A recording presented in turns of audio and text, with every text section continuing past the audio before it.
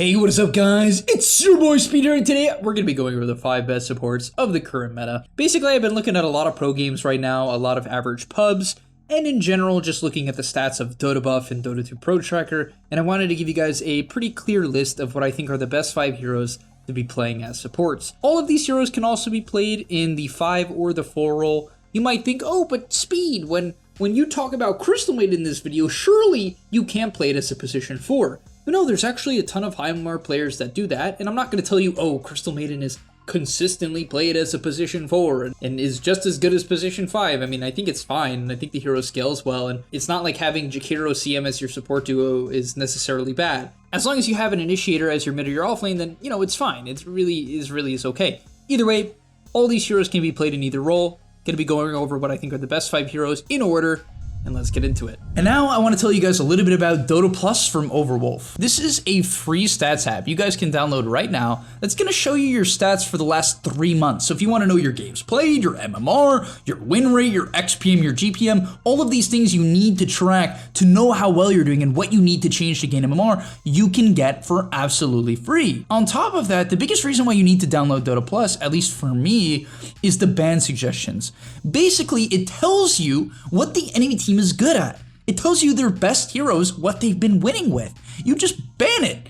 You might be wondering why your good heroes, why your best heroes keep getting banned. It's because of DotaPlus. The enemy team is using it and banning out your best heroes. So go download DotaPlus right now, and I'll see you guys there. All right, getting into the 5th best support of the current meta, we have CLOCKWERK. I think CLOCKWERK, in my opinion, is the most reliable roamer in the game right now. Although I think Tusk, Nyx Assassin, and Tiny are all very good heroes right now. Like, honestly, I think all of the initiators, from what I've seen, have their place.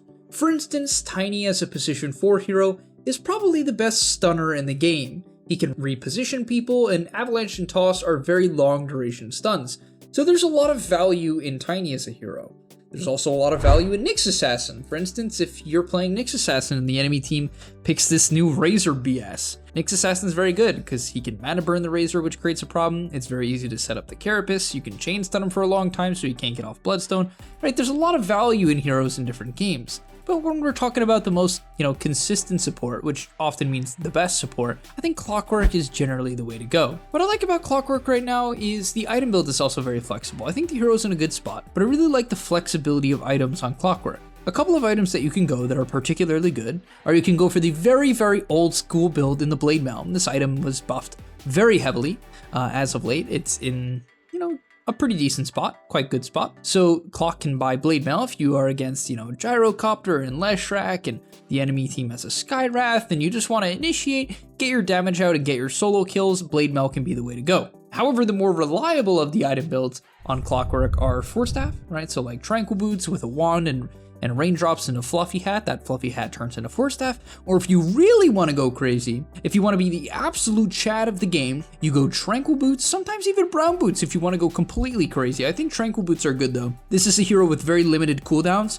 so being able to stay out on the map, get active is quite important. So I think you go Tranquils, Clarities, Wand, Raindrops, and even Windlace sometimes. Like, just make sure you have all of these small mana regen items. It's very important so you can get active on the map and push in creep waves, because CLOCKWERK is very good at clearing waves. And the chat item build is Ags. If you don't know what Clock's Ags does, let me read it off to you very quickly, because it's honestly very strong and a lot of people are doing it.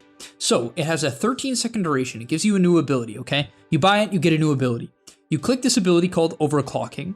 For 13 seconds, if you cog, when you are in the cogs, you get 250 attack speed. 250. For a little bit of perspective on what 250 attack speed means, Wind Ranger with Focus Fire gets 350 at level 1, to be fair. At max, she gets 500. But at level 1, she gets 350. Clock gets 250. Pretty good, right? That's pretty damn good. And then from there on top of that, your hookshot radius gets increased by 50%. So it's much easier to hit your hookshot. On top of that, the hookshot stun duration is also increased by 50%. So when this ability is maxed out, it goes from a 2-second stun to a 3-second stun. It's a big deal, right? It's quite a big jump. A 3-second stun is actually incredible later on into the game. And even at level 1, it's a 2.25 second stun, which is still really nice for a level 1 stun on CLOCKWERK, right? Quite good. But the big selling point of this axe is that you get bonus rocket flares. And your rocket flare cooldown during the duration of the overclocking goes down to 3 seconds, which means you can get it off 4 times, right? It's a 13-second duration, it's a 3-second cooldown, you can do the math. And what's really, really awesome is flare does 200 damage, and it might seem like, okay, so I can do 800 damage, right? No, you can actually do way more than that because, well, you're hitting every hero, right? It's a massive AoE, so by the way, you're hitting like 3 or 4 heroes probably every time, assuming it's like your average pub and people are clumping up a bit. You can hit a ton of heroes constantly.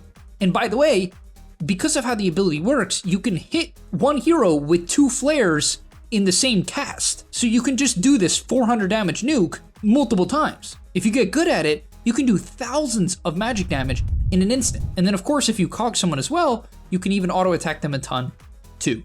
Right? I don't really recommend playing too much around that. Honestly, the main selling point of this axe is the rocket flare. Like, trust me, it's definitely the rocket flare.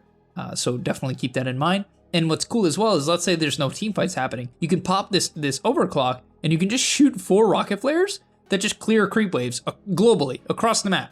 Like, you just clear waves. You're like nature's prophet essentially. Because it's a low cooldown too, right? It's only a 50-second cooldown. So you can pretty happily just be like, yep, that's fine. It's a 50-second cooldown with a 13-second duration. That's what, 37-second cooldown? It's nothing, right? Nothing. You just spam this. It's really good. Good for farming, good for scaling, good for fighting. And honestly, it's a cool item. The only problem is it's a little expensive. So make sure you're being a little bit greedy, farming side lanes, maybe even killing neutrals here and there, because Clock is quite good at that. So really cool hero. All right, I talked a lot about Clock. I'm actually a big fan of this hero, but let's get into heroes, which I honestly don't have as much to say. I just think that they're a little bit better. So I will admit, I didn't want to put Silencer on this list too much, because I don't think the hero's OP, but I think the hero's good right now. Ever since they gave the Arcane Curse just bonus damage, the hero has been good, but they nerfed it recently. It didn't really seem to impact the win rate too much, to be honest. It really didn't. The Q goes down in radius now. I mean, I'm sorry, it starts with a lower radius at level 1. It goes up back to its original place. But yeah, essentially just doesn't really seem to have mattered. And I will say, I think, funny enough, every hero that I'm about to list on the rest of the support tier list is like kind of countered by Lotus Orb, kind of. Silencer being the biggest offender though, because Arcane Curse, Last Word, and Global Silence all can be dispelled. However, who in the world, tell me if you are a 3K MMR player or below, tell me the last time you've seen a Lotus Orb. Don't lie to me. Don't lie to me. You tell me, comment the last time you've seen, don't lie, the last time you've seen a dang Lotus Orb. I know you haven't. That item doesn't exist. No one buys that shit. Doesn't do damage, it's hard to use, it's situational, there's no way anyone buys that item. But it's really broken in some games, and Silencer, it counters this hero disturbingly hard. But people don't buy it, so Silencer just like kind of owns, because his main flaw just doesn't get exploited. So he does a ton of damage in the lane, he scales well, Global Silence is extremely good in the late game when you can't dispel it, and people don't buy BKBs, they don't buy Lotus, they go too greedy, and Silencer is all of a sudden the best hero in the game. And yeah, it often plays out like that, so unfortunately Silencer's on this list and even could be rated higher. However, the next hero is Crystal Maiden. I think she's just solid, very reliable. If you don't know what to pick, I would go for Crystal Maiden. Good laner, right? You have to be a little bit careful about your positioning, but very aggressive laner. Spam your mangoes, get 4 mangoes, a stick, clarity, a couple tangos, sentry. You know, start with build, a build like that. Just buy a ton of regen in the lane, win the lane. Right? Try to win your lane, okay? And then from there, max your Frostbite, and when you have a 6-second cooldown, 3-second root, you run around, you buy a fluffy hat, buy raindrops, buy a wand, get your health down level 10, you have like 1300 HP, your hero's actually very tanky at that point in the game, and basically, you just Frostbite people and kill them. And then if they go out of position, you ulti, and your hero owns. Also, with all the ulti buffs CM has received, this hero's ulti, I swear it used to do way less. Like, this ability seems so consistent now. Back in the day, I swear CM ulti used to do nothing. Now, every time I see a CM ult someone and it channels for like 3, 4, 5 seconds, they die. Every time. Like, this hero pumps damage. The problem is a lot of people overforce the ulti. They try to use it too early. They don't wait for disables to be casted. They just try to YOLO in. It doesn't work, guys. You have to wait for someone to overextend, get off a good Frostbite, follow it up with the ulti, and then pop off. Alright, getting into the second hero, this is a hero I'm a bit bigger of a fan than. When it comes to like good lane dominators, like overall just well-rounded heroes, JAKIRO I think tops CM by a little bit. Here's why. The hero's much tankier, which allows you to play the lane and not instantly die. It makes the laning stage a little bit easier I think for the average player, but the hero's win rate in high MMR is actually quite good, and I think the best build on JAKIRO, in my opinion, every game is maxing the Q. I genuinely believe if people max the Q, they're going to realize how insane this hero is in the early game. A max Q followed up by a macro pyre easily does, at minimum, 2/3 of most heroes' HP. Like, just destroys them. And you might be like, oh, but Speed, I want a max liquid fire so I can take the tier 1s. It's like, just kill them and then take the tier 1s. Just don't have this useless freaking liquid fire max 4-second cooldown garbage. It's horrible. Please don't do it. I literally saw JAKIRO. I was watching a 2K more game. I saw JAKIRO max his E. I couldn't believe it. He was 114. I was like, oh my god, you're so useless. He didn't even try to take towers. That was the worst part. It was like, I don't know, it hurt my eyes, but nah, I think this hero is so reliable. Hard level 3 spike in the lane, very abusable. Dual breath does like an insane amount of damage at level 3. Very hard to fight into because it's an attack speed and movement speed slow as well on only a 10-second cooldown. So if you spam your mangoes, once you hit level 3, JAKIRO just becomes like a problem in the lane because you also take your liquid fire, you stack your attack speed slows, and they can't fight back. Like, most heroes just can't fight. They just can't. You know, it just doesn't work. It's too much attack speed, slow, too much damage. So very impressive hero in that regard. Scales well into the late game, Ice Path being a 9-second cooldown on a 2.5-second stun. Simply scales well. Yes, every ability is kind of like somewhat of a skill shot. The main thing I'd recommend, if I have to give one tip for this hero that like would make him even a higher win rate than his current like 53 at most brackets, which is good and very good, and one of the highest win rate heroes in all of Dota right now. But one thing that would make it higher is if people actually synergize with their dang stuns. It's like your hero sucks when it has to like YOLO abilities at people. All right, just try to play off your stuns. If you have a Tiny, follow the Tiny. If you have a Tusk, follow the Tusk. If you have a Pango, follow the Pango. If you have a Wraith King, let him stun someone, follow up with Macro, then into the Ice Path, into your Q, and pop off. But all right, the last and final hero that's doing really well at every bracket. This hero's owning in Immortal games, Divine games, Guardian games, Ancient games, Herald game, whatever bracket you're in.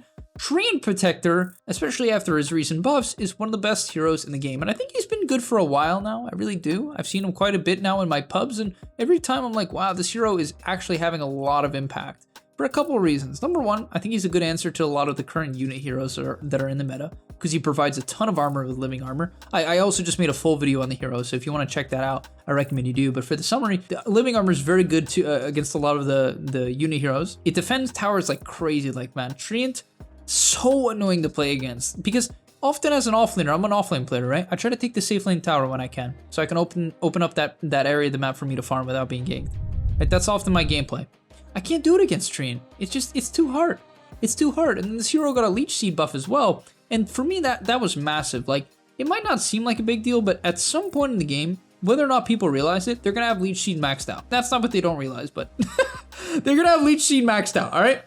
An old Leech Seed was 400 cast range at max. Now it goes 400 at level 1, all the way up to 550 at max. Very significant increase. Very significant increase.